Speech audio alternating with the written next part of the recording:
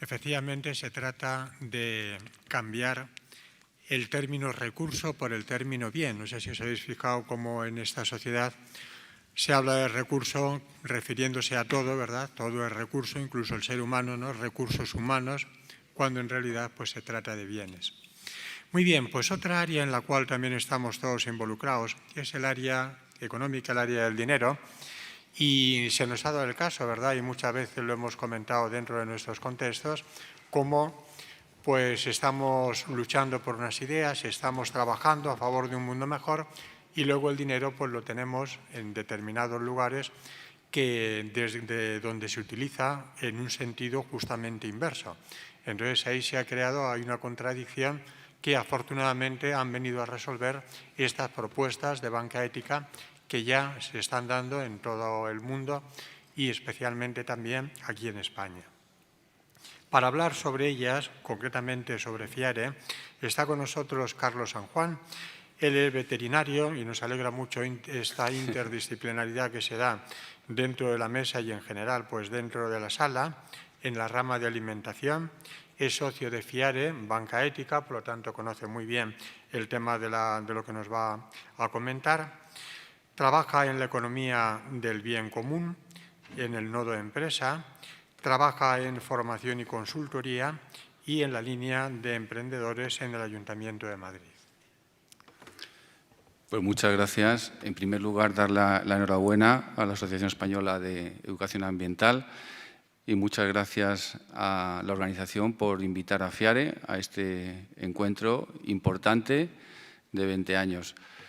Y disculpar a Beatriz Oliver, que es la persona que figura en el programa y que no ha podido venir a dar la ponencia. Bueno, yo he seguido con mucho entusiasmo también el debate que ha habido anterior, me ha gustado mucho escucharlo y bueno, he reflexionado también en el sentido de que se está produciendo un cambio importante en la sociedad y por eso creo que es el síntoma del debate que ha habido en la mesa anterior. Y la economía, como no puede ser menos, la economía es un reflejo de la sociedad, pues también está sufriendo un cambio importante y yo confío en que a mejor, ¿no?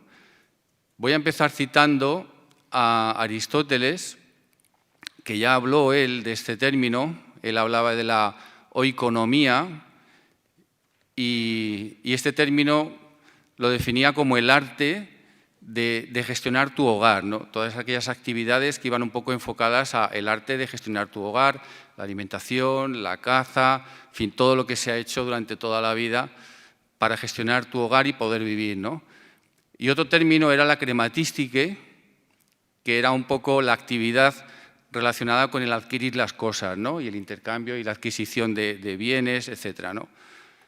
Y siempre decía Aristóteles que siempre tenía que estar por encima la oikonomía, el arte de gestionar tu hogar, por encima de la crematística. Y ahora vivimos una sociedad que lo que ocurre es todo lo contrario.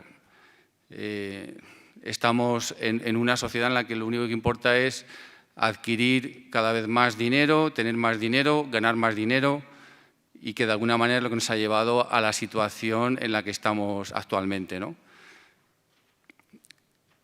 Y ahora nos hemos dado cuenta de que prácticamente pues, el dinero se ha convertido en un fin en sí mismo. Y es un poco el problema que yo creo que estamos teniendo en esta sociedad, en el sentido de que ha dejado de ser un medio y se ha convertido en un fin en sí mismo, ¿no?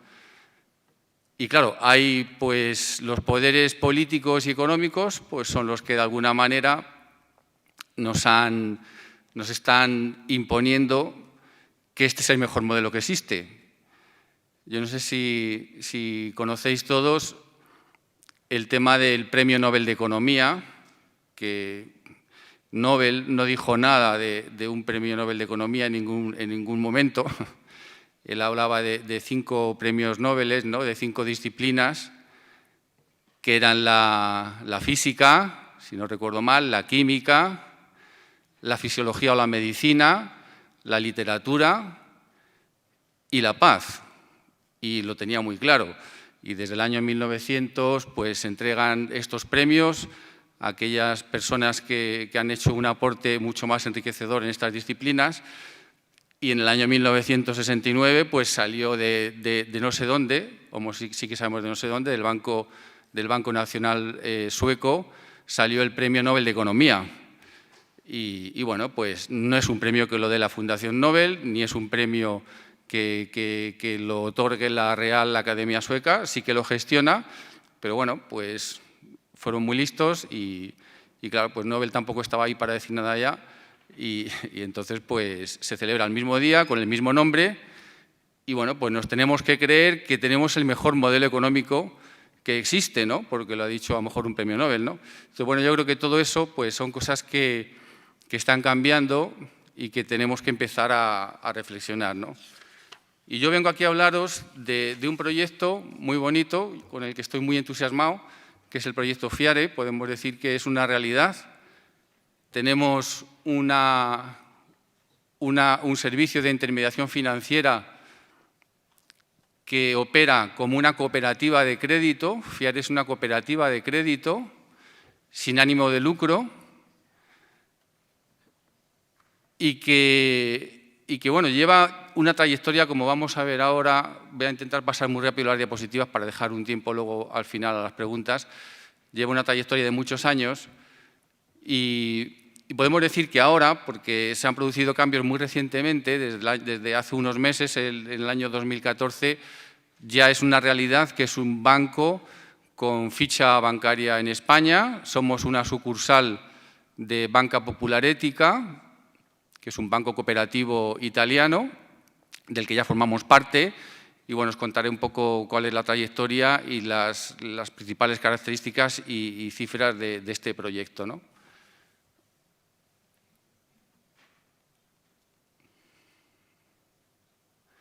Bueno, aquí podemos ver los principios que tienen las finanzas éticas. Podemos decir que FIARE es la primera cooperativa de crédito europea sin ánimo de lucro que existe, precisamente por este proceso de fusión que se ha hecho del proyecto de la Fundación FIARE, que nació hace más de 10 años, con la Banco Popular Ética, ¿no? Y los principios que rigen el FIARE y este proyecto de banca de crédito pues son la transparencia, la democracia, porque todo se decide. Podemos decir que ya tenemos un banco que es, los propietarios somos los ciudadanos, somos nosotros los propietarios del banco. El banco está orientado claramente con fines éticos sociales para financiar proyectos de transformación social, ecológico, ambiental y social, proyectos de transformación social de todo tipo. Es un banco democrático donde se decide todo en las asambleas. Hay unos órganos elegidos en las asambleas que representan en las distintas áreas a la Asamblea General de lo que es la entidad en Italia. Es un banco transparente que publica todo, absolutamente todos los proyectos que están financiados. Se puede acceder a través de la web y consultarlos con todas las cuantías.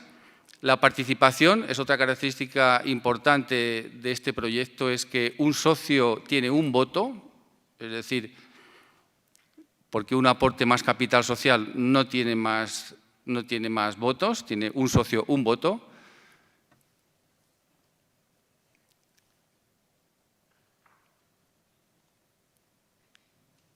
Está muy claro que solamente se financian proyectos que tengan un componente claramente de transformación social y, de hecho, la estructura del proyecto está hecha de tal manera que existen unas comisiones, existen 3 comisiones y una de ellas es la Comisión Ético-Social. Y aquí se decide a nivel local, que es otro tema importante también, el aspecto local en este sentido de los proyectos que se financian, y una comisión elegida en la Asamblea es la que valora primero que el proyecto sea un proyecto realmente ético y social y se valora el proyecto y se aprueba primero. Y luego se mira si el proyecto tiene una viabilidad desde el punto de vista económico-financiero. Lo primero que se mira es si es ético-social. Por supuesto, el banco es un banco rentable, es un banco que para que funcione tiene que ser rentable, pero trabaja, como decimos, de esta manera, ¿no? Ahí podéis ver en los campos en los que se está trabajando, inserción social, agroecología. Estos serían los territorios. Este proyecto, pues Italia está muy extendido en Italia, hay 4 áreas, 4 territorios. España es la 5ª área, desde hace poco, pues somos ya, como decía, una sucursal, somos la 5ª área de este proyecto, que se mantiene el nombre en España de Fiare Banca Etica, pero somos, como digo, tenemos la ficha bancaria en 1550 del Banco de España, pero estamos sometidos a las garantías del Banco de Italia y, por supuesto, también del Banco Central Europeo, etcétera. Y somos la 5ª área de este proyecto, ¿no?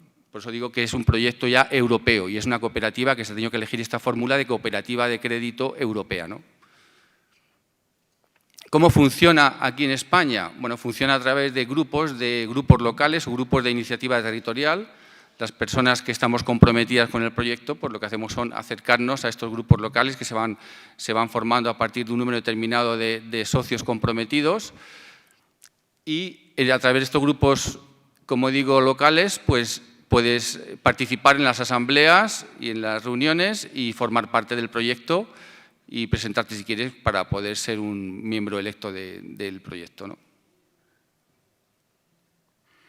Bueno, aquí una pequeña resumen de la trayectoria. Todo esto empezó hace ya muchos años en el País Vasco, un proyecto de finanzas éticas que empezó a consolidarse, se fue extendiendo por todo el territorio nacional. Eso hizo que se creara una fundación y distintas asociaciones territoriales. Así es como fue consolidándose el proyecto. Se tuvo que buscar una entidad financiera de referencia. Fue cuando nos fijamos en Banca Popular Etica Italiana, que había tenido la misma trayectoria de cooperativa de crédito, y entonces fue cuando, después de mucho esfuerzo y muchas conversaciones, se ha conseguido, pues primero se operó, hubo una época en la que se operaba como agentes, éramos agentes de Banca Popular Ética Italiana, y como digo, recientemente formamos parte de la organización y somos una sucursal de esta entidad. En España tenemos unos 22 grupos locales. En España, bueno, las cifras que hay ahora mismo,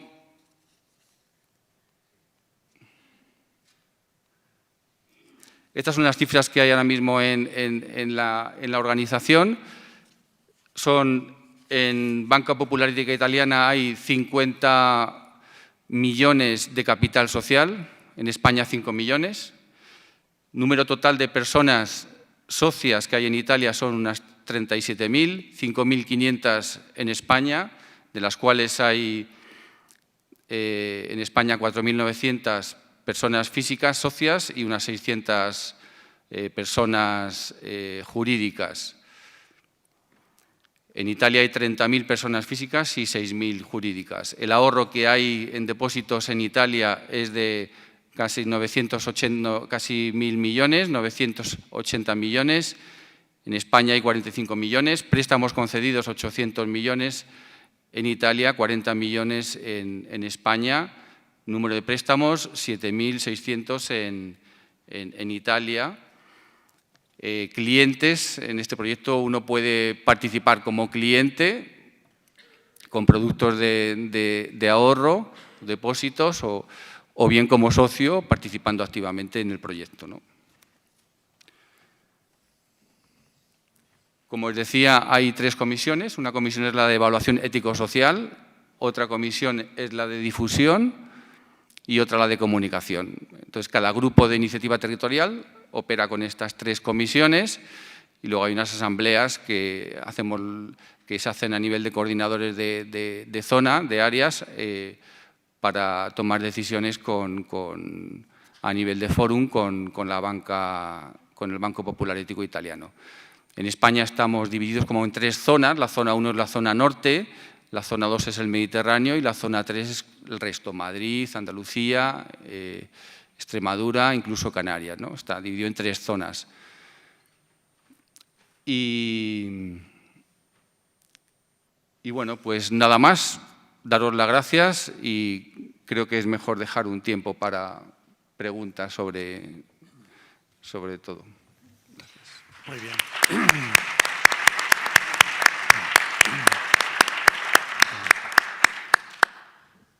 Muchas gracias, Carlos. Pues igual que hemos venido haciendo hasta ahora, tenemos el tiempo de debate. Como siempre, hacemos turnos de 3 preguntas que luego la mesa pasa a responder. Así que tenéis la palabra. Vale, aquí hay 2.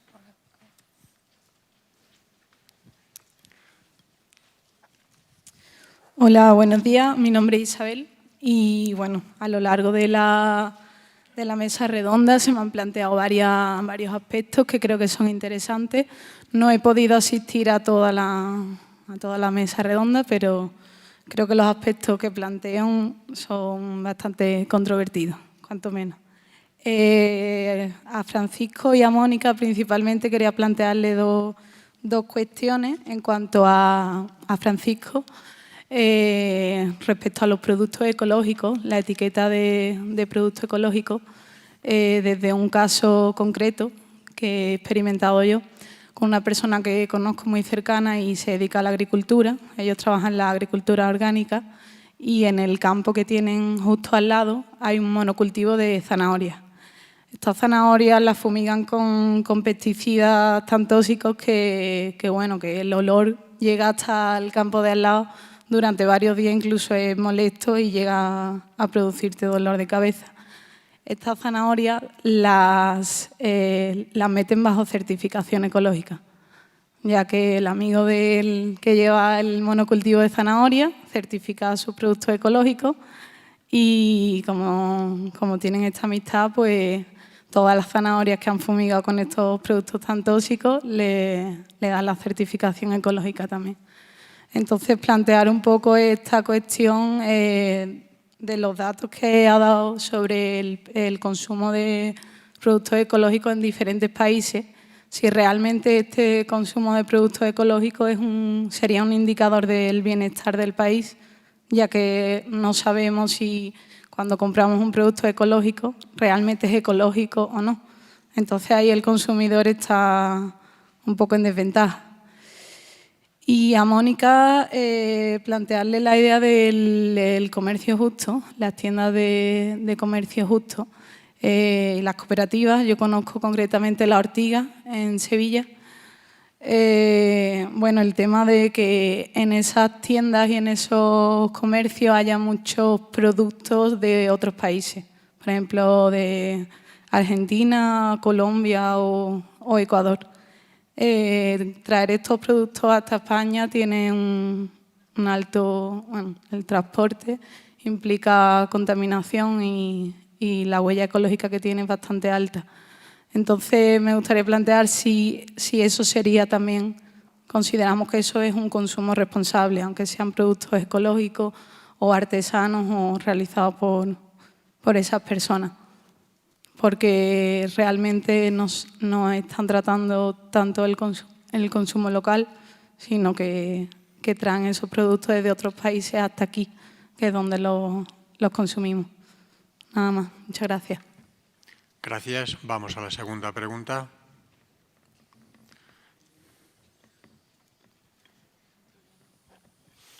Hola, buenas tardes. Me han gustado mucho las dos primeras intervenciones. No voy a hacer ningún comentario porque me ha parecido todo bastante interesante. Únicamente quería comentar respecto a la única intervención que me ha desilusionado un poco, porque a mí me hubiera gustado mucho escuchar una explicación clara y didáctica sobre lo que es la banca ética y no una publicidad de un banco, por muy ético que sea. Solamente ese comentario. Gracias. Y una última pregunta en este primer turno.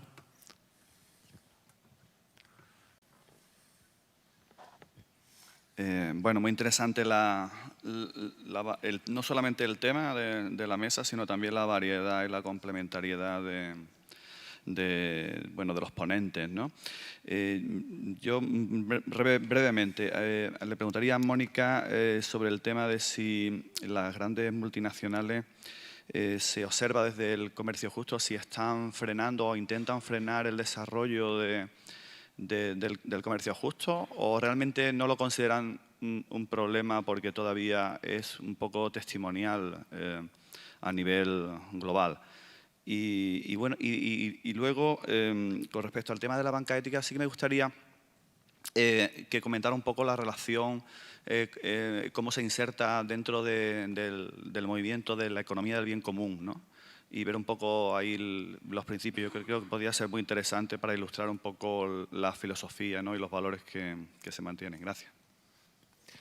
Bueno, si los ponentes pueden ser concisos, también tiempo que ganamos para nuevas preguntas. De manera que ahora...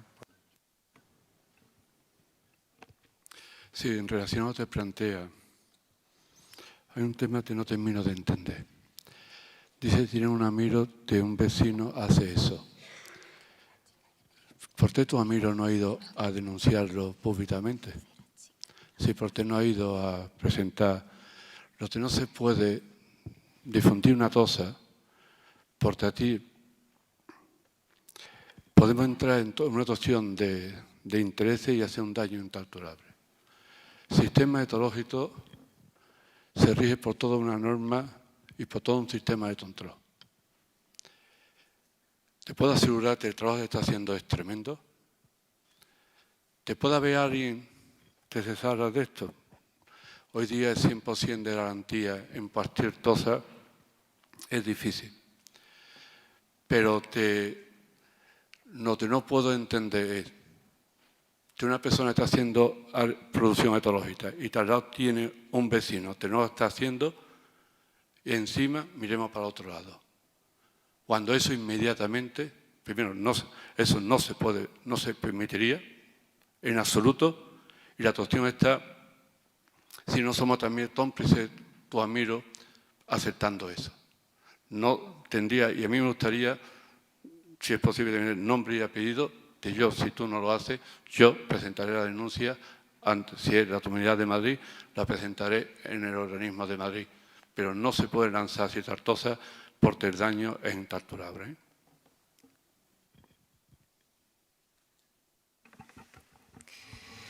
Bueno, en relación a la primera pregunta de la huella ecológica, los productos, efectivamente el comercio justo, como comentaba, nace como una demanda de los productores de los países del sur. Y es verdad que el comercio justo hoy por hoy, aunque es un tema que está sobre la mesa y está en debate, lo que las organizaciones, digamos, la Organización Internacional del Comercio Justo, la Organización Mundial del Comercio Justo, y a nivel estatal también aquí, la Coordinadora Estatal de Comercio Justo. Hoy por hoy lo que sí que se considera comercio justo es productos elaborados en el sur que se venden en el sur, es decir, sur-sur, hablando de países del sur, o productos del sur que vienen al norte. En este sentido, lo que sí que se lleva desde hace mucho tiempo trabajando en comercio justo es, por un lado, hacer una selección de productos que realmente tenga sentido que vengan hasta aquí, porque hay productos que no tiene sentido que vengan hasta aquí. Si os fijáis, la mayoría de productos de comercio justo están basados en el cacao, el café o el azúcar, y sí que se trabaja en que los medios de transporte tengan el menor impacto posible, pues ser por barco, el trabajo en el tema de la artesanía se trabaja incluso con un año de antelación o planificación, es decir, es verdad que son temas que hay que seguir trabajando y que hay que seguir debatiendo sobre ellos y ver cómo mejorar y generar el menor impacto, pero el comercio justo hoy por hoy es así como funciona, ¿no? También es verdad que intentamos encontrar un equilibrio. Yo creo que cuando valoramos cualquier propuesta o iniciativa no podemos centrarnos exclusivamente en un elemento de esa propuesta o esa iniciativa. Hay, por supuesto, factores medioambientales que son muy relevantes en comercio justo, pero también hay factores sociales que también pesan mucho, ¿no? Y hay proyectos que a lo mejor tienen un valor o un peso social de desarrollo comunitario que no es desdeñable, ¿no? Sí que se está trabajando desde hace años, por ejemplo, lo que os decía, hay productos que hace años sí que se traían y ya no tiene mucho sentido que se traigan, ¿no? Porque tiene mucho más sentido que sean productos locales, que se produzcan aquí y se compren aquí. Pero tú no puedes tampoco dejar de trabajar con un grupo. Uno de los criterios más importantes del comercio justo es la relación comercial a largo plazo. Tú empiezas a trabajar con un grupo, si pensamos en esas mujeres, por ejemplo, de la India que os comentaba, y el compromiso que se adquiere es de, al año siguiente, volver a comprar una cantidad equivalente, hacer un pedido equivalente para que esa organización pueda planificar y tener una sostenibilidad a medio o largo plazo, ¿no? Es decir, sería lo opuesto a lo que quiere una multinacional de ahora me interesa lo que vendes, el año que viene no me interesa y te dejo colgado, ¿no? Entonces, por ese compromiso tampoco se puede dejar de trabajar de un día para otro con un grupo, sino que hay que buscar alternativas para conseguir que ese grupo allí a nivel local también pueda ser autónomo y tener otras formas de salir adelante, ¿no? No sé si con esto te queda un poco más claro y también decirte que cada vez más las tiendas y organizaciones de comercio justo trabajamos más de la mano con iniciativas de producto local, ¿no? Porque evidentemente somos complementarios, ¿no? Es la otra cara de la misma moneda. Al final, aquí se dan situaciones también muy lamentables y se trata de buscar soluciones al final yo creo que se trata de no tanto de norte o sur, sino de justicia e injusticia. Y donde hay injusticias, intentar acabar con ellas de la forma más sostenible posible, ¿no? para todos. Pero yo os digo que son a veces decisiones complicadas y lograr ese equilibrio es difícil. En cuanto a la pregunta de las multinacionales, yo diría que depende en gran medida del país del que estemos hablando. Aún así, hoy por hoy el comercio justo no tiene un volumen significativo como para suponer una amenaza. Sí que yo diría que hay, es decir, la mayoría si pensamos en el caso de España, yo creo que prácticamente ni les importamos ni existimos y en ese sentido no están poniendo trabas. Si pensamos en el sector textil, ahí sí que sería un sector diferente porque sí que está habiendo bastantes acciones de denuncia y de incidencia, no tanto para poner freno a alternativas que se ponen en marcha como para poner freno a la actividad de denuncia de la explotación que se da en este sector, ¿no? Y ahí sí que, bueno, pues las empresas que todos conocemos pues sí que lo ponen complicado, ¿no? Y sí que hay otros países, como puede ser el caso de Suiza o Inglaterra, donde la cuota de mercado que tienen algunos productos de comercio justo es muy elevada. Y, por ejemplo, en Inglaterra todos los azucarillos que hay en las cafeterías son de comercio justo. Ahí sí que yo creo que las multinacionales y las grandes empresas lo empiezan a ver, pero como oportunidad. Es decir, se ha alcanzado una masa crítica de demanda por parte de la sociedad tal que se ven obligadas a tener que efectuar cambios internos. Y yo creo que eso es lo interesante, que vean que la demanda es tal que o se suman al carro o si no se quedan fuera porque los consumidores lo van a penalizar, ¿no? Pero vamos, ojalá estuviéramos hoy por hoy en una situación en la que nos estuvieran poniendo trabas y obstáculos porque supusiéramos una amenaza, ¿no? Ojalá.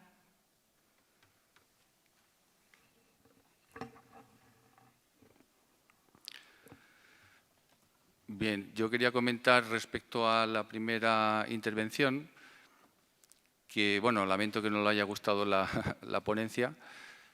Las bancas éticas yo creo que están siendo una respuesta a una situación que estamos viviendo actualmente. Yo creo que es un tema que ya no tiene marcha atrás y que cada vez son más las organizaciones y los países que están comprometidos.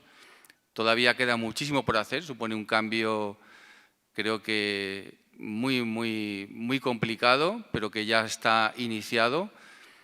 Lo que no puede ser es que el dinero, como decía antes, se convierta en un fin en sí mismo y que haya la injusticia, la desigualdad que hay, que se den situaciones como un dato que se salía a la luz también hace tiempo, el dinero que está oculto, que no está en las cifras que se dan en paraísos fiscales, de 21 billones de dólares ocultos en paraísos fiscales, los grandes desafíos que tiene ahora mismo el planeta en cuanto al tema del agua, el comercio justo, la democratización, los temas de la energía, en fin, creo que todo el modelo económico que tenemos ahora mismo no está funcionando.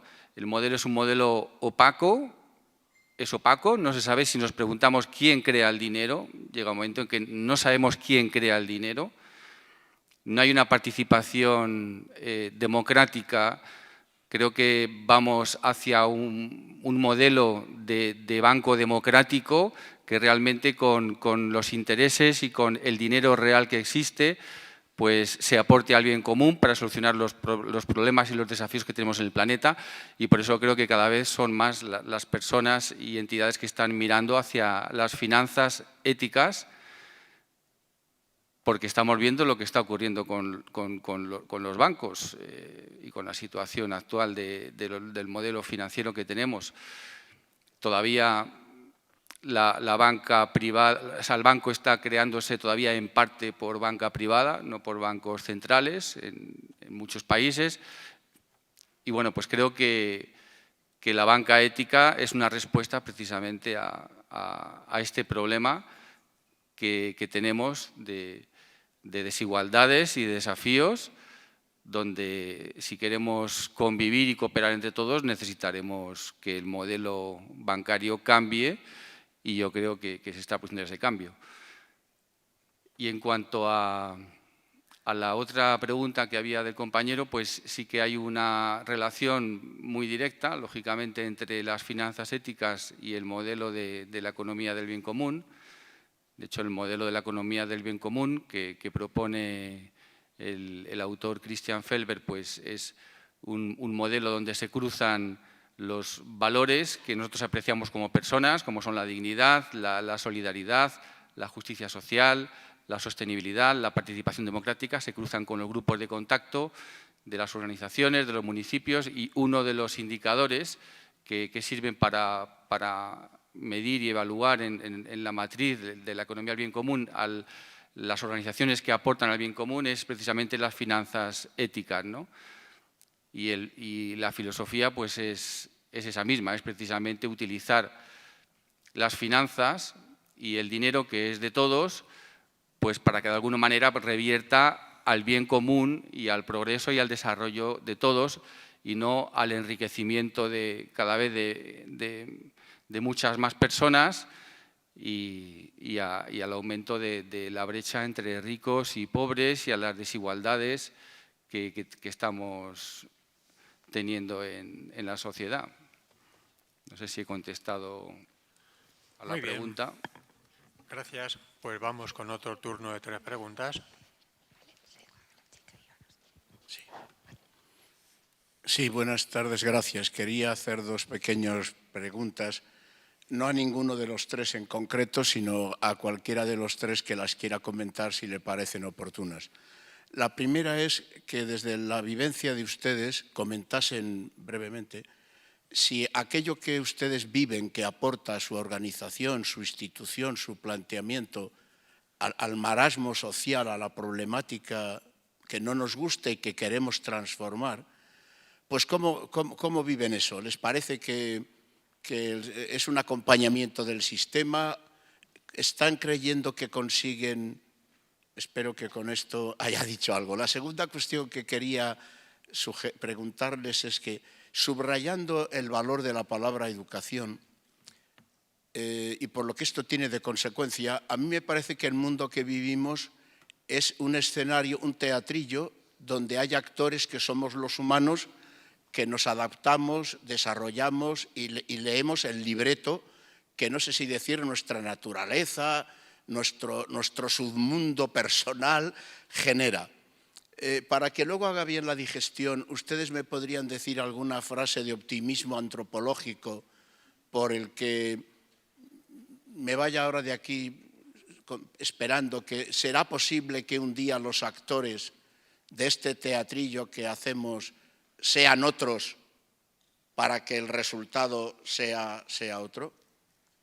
No tiene por qué pasar esto en un día, sino, bueno, muchas gracias. Gracias. Siguiente pregunta. Buenas tardes. Yo quería felicitar a todos los ponentes y concretamente mi reflexión o pregunta va un poco vinculada con Beatriz Oliver y me ha encantado algo que he echado en falta, que la compañera lo nombró en la ponencia anterior, y es visibilizar un poco el papel y el rol de la mujer, sobre todo en la transformación de las sociedades y sobre todo en lo que malamente llamamos el tercer mundo. La pobreza está feminizada. Las mujeres son las trabajadoras, las sustentadoras de sus entornos, de su familia, son aquellas que trabajan en las industrias, aquellas que sufren las problemáticas ambientales que vierten estas propias industrias. La transformación es muy importante que se trabaje y se propicie pues, los entornos participativos de las mujeres. Y creo que es algo que pues, debería de estar un poco más en la reflexión, en nuestro análisis, sobre todo de las sociedades occidentales. Y quería saber un poco pues, tu visión y la importancia que crees que tiene esto. Muy bien, ¿y otra pregunta más?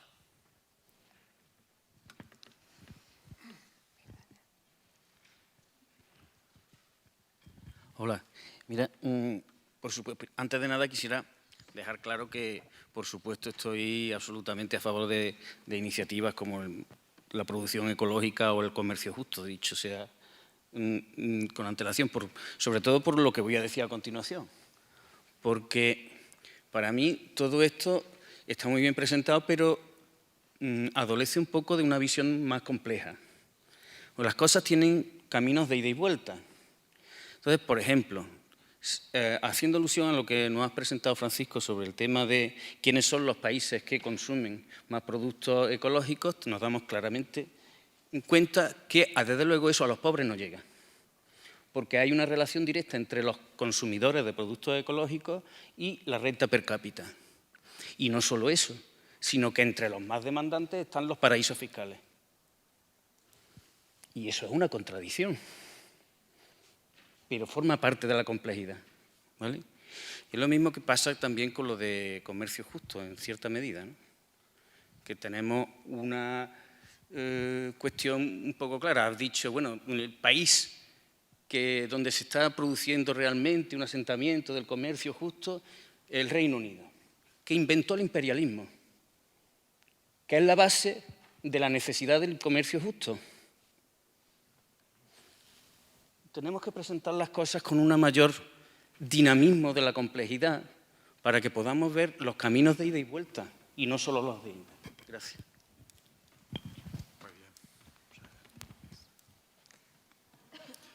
Bien, varias cuestiones.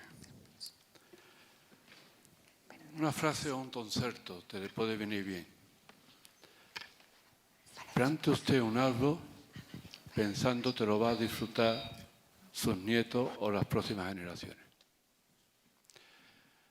Si trabajamos ahora, podemos hacer que las próximas generaciones lo tengan más fácil y no lo que nosotros estamos recibiendo. No pensemos en nosotros solamente. No somos un mundo aislado.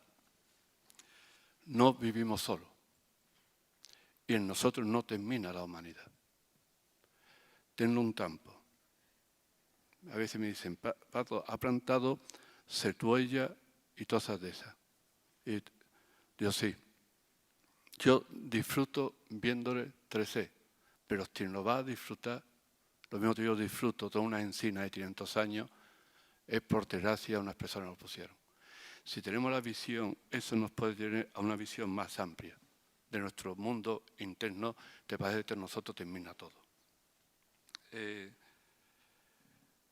Está claro que vivimos a veces en un mundo de contradicciones. Bueno, se decía el comercio justo, la distancia, etcétera. Pero ¿por qué vivís vosotros en Madrid? ¿O vosotras? ¿Sabéis que es una de las grandes causas? El asentamiento de la humanidad, en este momento el 60% vive a menos de 50 kilómetros de la costa o de los núcleos importantes. El desarrollo de esos asentamientos supone mayores contradicciones, porque hay un despoblamiento. La mayor parte de los pueblos de la península siguen perdiendo población. Tanto eso es algo real. A mí no me gusta que el aceite andaluz se venda en Japón, pero tiene un problema. Y en Andalucía tenemos 1.500.000 hectáreas de olivares. Y de la población de Andalucía somos 840.000 8.400.000 habitantes. Es imposible. Hay que cambiar el sistema de producción, de acuerdo. Pero ¿cómo? ¿Cuándo? Y eso podemos profundizar muchísimo. Y eso son contradicciones. Ahora, te planteaba, Mónica, el sistema es menos injusto que el anterior. Planteémoslo así. A mí no me hace gracia que se vayan nuestros aceites a Japón. Pero tú dices, no, también los cultivos, ¿sí? ¿Y cuáles? Te ponemos.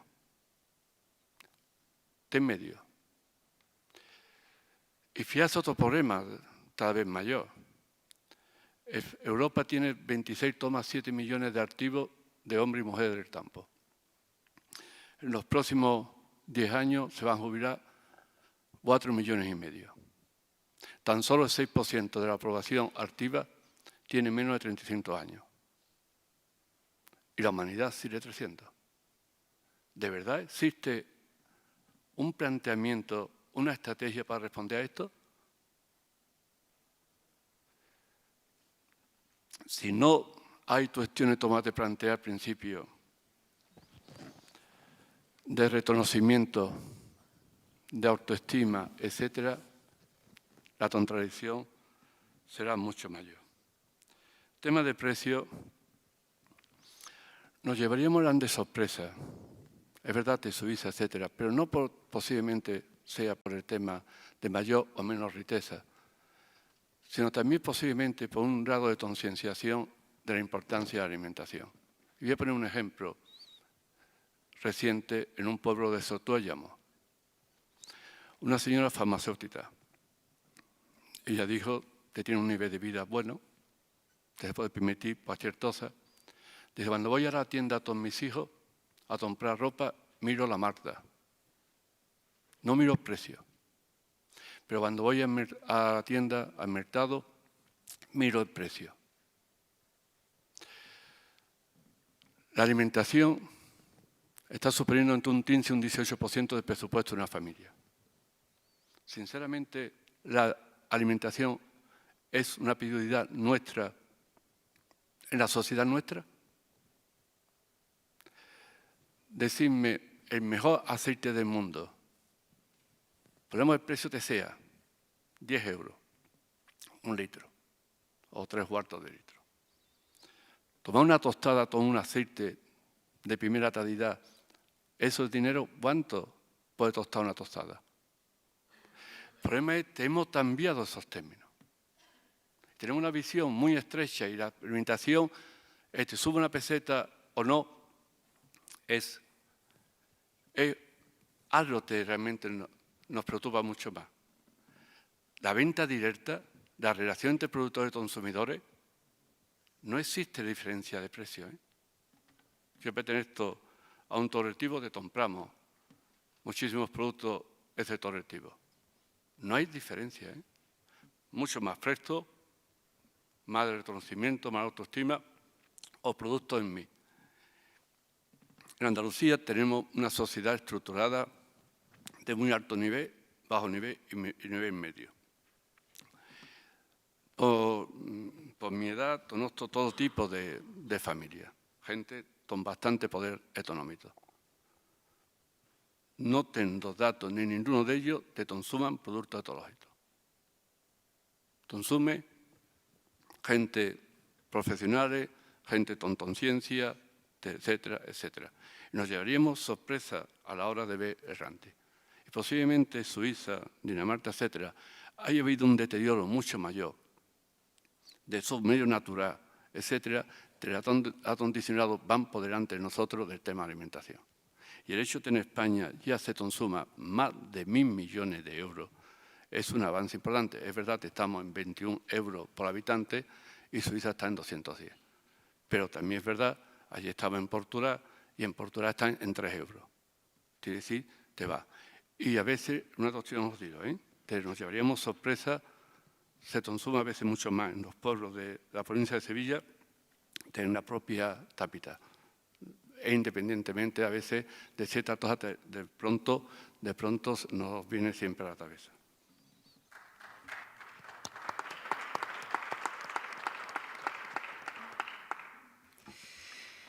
Bueno, en cuanto a una frase así optimista, la verdad es que yo creo que ahí tengo días, hay días en los que sí que tengo una experiencia de cómo se van transformando las cosas que sí que me hace mirar el futuro con esperanza y otros días que no. Yo creo que me pilláis en un día intermedio, que no, ni me voy a un extremo ni a otro, pero sí que con su intervención he pensado en un libro que leí hace tiempo, desafortunadamente no recuerdo el título, era de un antropólogo, que sí que recuerdo que su nombre era Ashley Montagu, y que hacía un análisis de un recorrido histórico de la humanidad y cómo las iniciativas de cooperación han superado con creces a las iniciativas a los momentos de conflicto y de enfrentamiento. Lo que pasa es que nuestra atención se ha puesto más en los enfrentamientos y en las diferencias, ¿no? Pero que si no hubiera sido así, realmente hoy en día no estaríamos aquí, ¿no? Y la cooperación es necesaria y hay muchos ejemplos a lo largo de la historia y es, no sé, por si le puedo remitir a ese libro, que a mí en su día la verdad es que sí que me fue muy útil leerlo por la de datos y ejemplos que tenía de ejemplos a lo largo de la historia, ¿no? En cuanto a, es verdad, la complejidad del análisis, yo creo que sin duda cualquier iniciativa o propuesta que nos paremos a analizar es compleja, tiene sus puntos claros y sus puntos oscuros. Yo creo que el blanco y el negro no existen y hay una gran zona de grises en medio. Yo no conozco la solución perfecta y, como comentaba el compañero, yo creo que cada uno intenta ir aportando su solución e irla mejorando en la medida que puede y que va aprendiendo y que va interactuando, ¿no? con otras iniciativas. El caso concreto que mencionaba de Inglaterra, precisamente siendo un país imperialista, yo creo que ahí, de todas formas, el factor clave que ha sido para la posición que ocupa, porque sucede también no solo con Inglaterra, con algún otro país, es que empezaron 20 años antes que nosotros. Sí que es verdad que el comercio justo lleva unos 20 años de retraso en España con respecto a otros países europeos y eso se nota en muchos sentidos y uno de ellos es evidentemente en la implantación, ¿no? que tiene y en la demanda que hay por parte de la sociedad. También creo que influye otro factor, coincido con el compañero, en el grado a lo mejor de madurez que se ha alcanzado en otros países a la hora de establecer prioridades. A lo mejor es verdad que son países en los que resulta fácil hacer el análisis de, claro, gastan más en agricultura ecológica también porque son unos países con mayor poder adquisitivo, porque, bueno, una serie de razones que estarían ahí. Pero también creo que habría que buscar la complejidad de la respuesta viendo también a lo mejor cuántos móviles hay por habitante en España o cuántos. Yo creo que también hay una prioridad de en qué se gasta el dinero en cada país que dice mucho también de qué valores hay detrás y a qué se está dando importancia, ¿no? Y a veces no es solo el poder adquisitivo, sino también los valores y las prioridades que se tienen, ¿no? En cuanto a el tema de la mujer, que yo creo que iba dirigida a mí, ¿no? Aunque se ha mencionado a Beatriz, yo creo que iba dirigida a mí esa pregunta. Sin duda, completamente de acuerdo. O sea, la pobreza está claramente feminizada y mucho más en los países del sur. En comercio justo la mujer es sin duda la protagonista. En la mayoría de organizaciones de comercio justo, la mayoría de personas que trabajan son mujeres, en muchas de ellas el 100%. Y ellas son el motor del cambio. Ellas son, yo creo que si no se trabaja desde la mujer y por la mujer va a ser muy difícil que se produzcan cambios que de verdad se puedan sostener en el tiempo, ¿no? Y pues vamos, desde luego la apuesta clara del comercio justo es por la mujer. Siempre se trabaja con los más desfavorecidos y en ese sentido, entre los desfavorecidos, la mujer siempre está en una situación de desventaja aún mayor.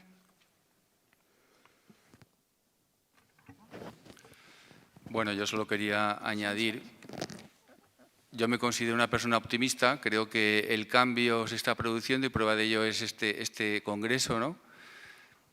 Y para mí la reflexión es que el cambio tiene que estar en nosotros mismos, ¿no? Es importante que cambiemos primero nosotros.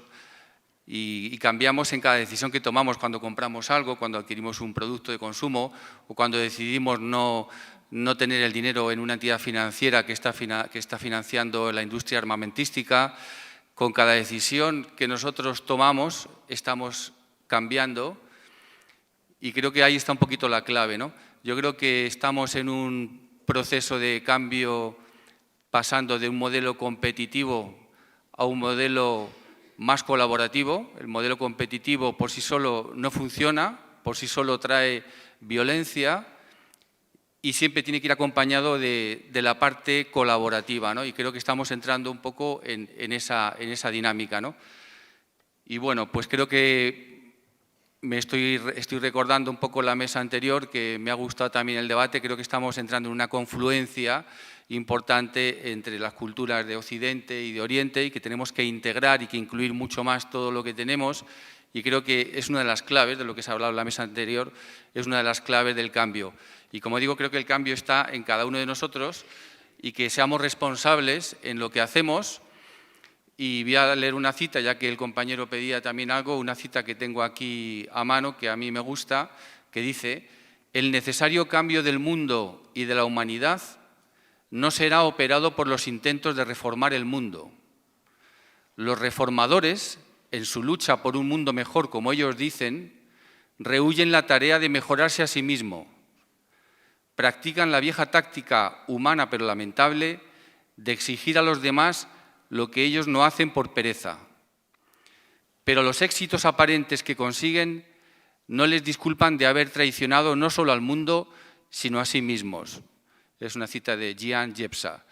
Creo que es un filósofo alemán que bueno, pues en la medida que nosotros cambiemos, creo que el mundo cambiará cuando le toque también a la vez. Gracias. Muy bien. Brevemente.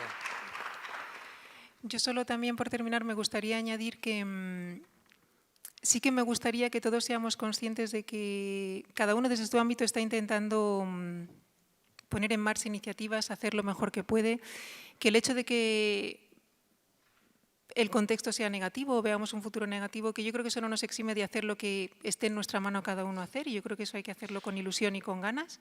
Y también que pongamos más esfuerzo en ver lo que hay de positivo en cada iniciativa. Yo entiendo que tenemos que ser críticos de forma constructiva, pero que a veces somos muy poquitos los que estamos intentando poner en marcha iniciativas alternativas y a veces entre nosotros mismos nos ponemos unas trabas que no ayudan mucho, ¿no?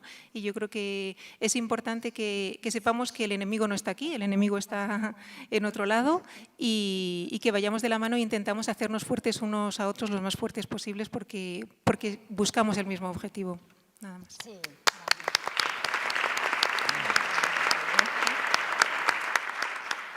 Muy bien, pues con estas últimas reflexiones damos por cerrada esta mesa redonda.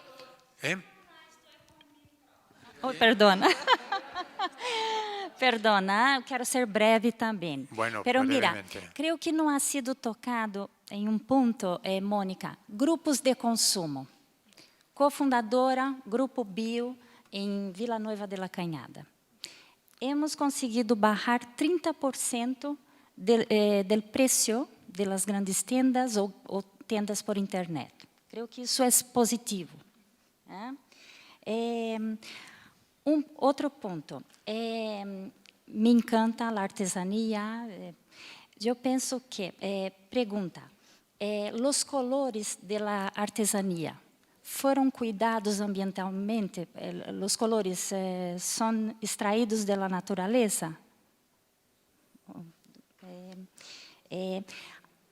Veo também ecodesign, trabalhar em estas mulheres que são fantásticas, o desenho, não? Criar coisas que nos aportam, que sejam, se há projeto nesse sentido. E terceiro, os seios de bio, não? Me encantaria e somaria aí com a amiga, a companheira que disse sobre mulheres. Me encantaria ver o selo de trabalhos hechos por mulheres, sustentáveis e motores, não? E outro link creo que es fundamental salir de las escuelas nuestros niños o adolescentes y traer a esta fuerza también que son las mamás y papás, traer a nuestros proyectos, aportar, porque plantamos la semilla en nuestros niños o adolescentes, pero en casa no hay una continuidad. Entonces, creo que hay que salir del ámbito escolar y ir extendiendo como un epicentro. Muchas gracias. Bueno, si quieres comentar algo muy brevemente. En cuanto a los grupos de consumo, por supuesto, yo creo que cada vez hay más iniciativas de trueque de grupos de consumo, de más alternativas que hacen, bueno, que son transformadoras y que hacen más accesible muchos productos alternativos. En cuanto al diseño y el trabajo con estas mujeres, sí que es una parte muy importante del movimiento de comercio justo, el apoyo en la parte de diseño, pero sobre todo que haya también la capacidad de generar diseño, o sea, no que sea tanto algo que se hace desde aquí, sino que sea a nivel local, que sean ellas mismas con formación propia las que puedan desarrollar. Ahí también sí que hay un reto, luego si quieres te cuento más de la diferencia entre hacer un producto para el mercado local, que sería invendible aquí, o porque he tenido experiencias en ese sentido. Y en cuanto al sello de mujeres, pues sería estupendo. Yo no conozco que exista todavía un sello que tenga ese matiz. Sí que es verdad que me preocupa que con tantos sellos ya casi no sabemos ni a veces cuando vemos un producto pues qué dice cada sello, ¿no? Pero es verdad que siendo un tema tan relevante es algo que se podría trabajar más, así que tomamos nota. Gracias. Muy bien, pues muchas gracias.